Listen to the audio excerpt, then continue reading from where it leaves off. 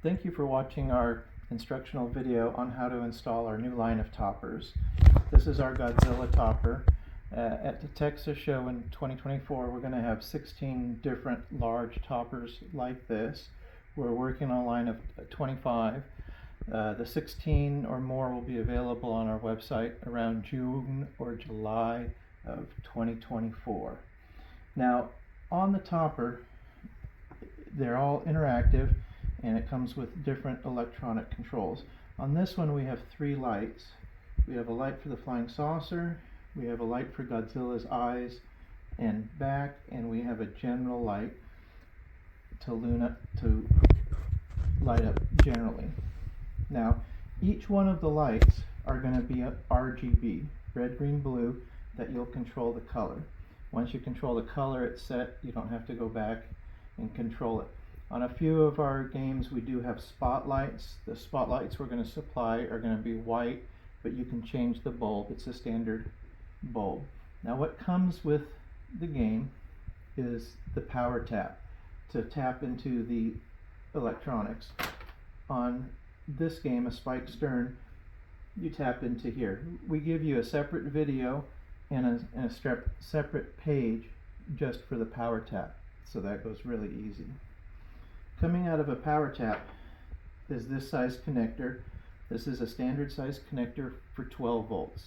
Almost all of our toppers will be 12 volts, with a slight exception for some of the older games might have a little bit of 6.35 volts, but pretty much all going to be 12 volt. When you come out of the power tap,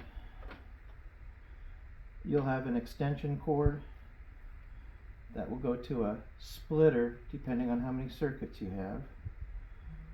And because this has 3 circuits, we're going to have a 3-way splitter.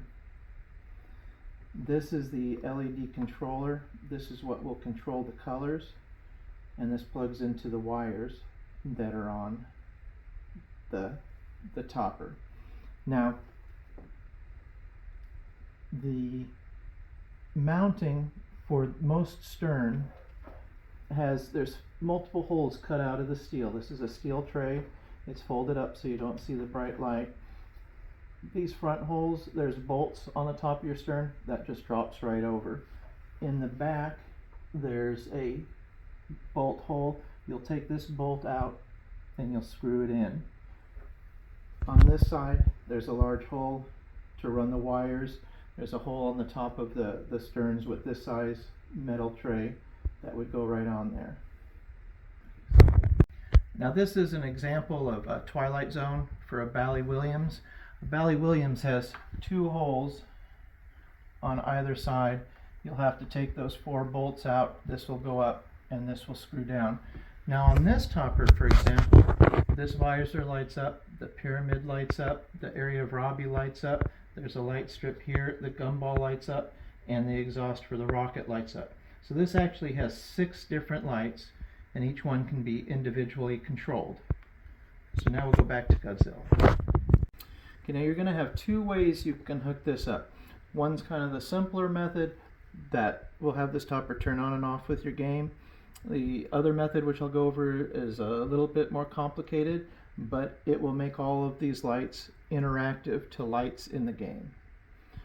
So coming off your 3-way splitter, as we plug this in, it will light up the corresponding circuit for that, and that's just the light strip there. So I'm just going to unplug these. Now the easiest way to adjust the colors is unplug all of them except the one you want to adjust, and these are all RGB, so you can go with any color that you would want in there. So we'll just leave that blue. So then I would unplug this one. I've kind of preset. Again, we could go to any color. We'll just make this a purple color. Unplug that. Plug this in. We'll set that light to white. And now as we plug them in, it will remember all the colors that we set that for. Now if you want just a simple installation, this is a simple installation. I suggest if you have multiple things with this remote, you could put some black tape or something over these remote sensors. So if you're trying to control something else in your house, it won't control these, because right now if I hit these, they're all gonna change. Now, if you want to make this interactive, this also comes with additional extension cables and our photo sensor relay.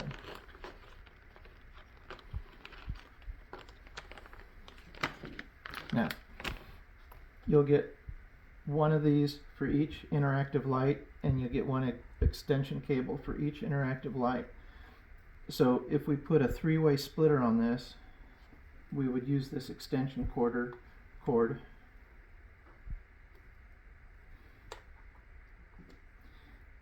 And now we can run this underneath the play field. Now that would plug into here. When we plug this in and the red light turns on, that means it's getting power.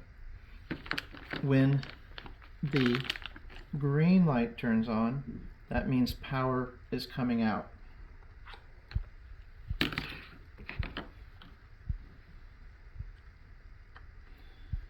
So if I set that through, the light will go through. Now, on this, there's a control. You have a small Phillips head screwdriver. You can control this to fine tune it. Now what I mean by that is if this goes in the shadow, if you look at this, if I let more light in, this will turn on. If I put this in the shadow, it turns off. So you would put this sensor head right close to the LED that you want to control this. And then you're going to have to fine tune that dial, so then you can have this turn on and off as the light goes to it. Now there's also a switch on here for reverse. So right now this is set. If there's a light on, this will turn on. And if you lose the light, it turns off. You can reverse that with this switch. So now with light, it's off. When this is in darkness, it turns on. So with this gives you total control to be able to turn on each one of these lights as any light in your entire playfield. It makes it completely interactive. This is a 1 meter long cord.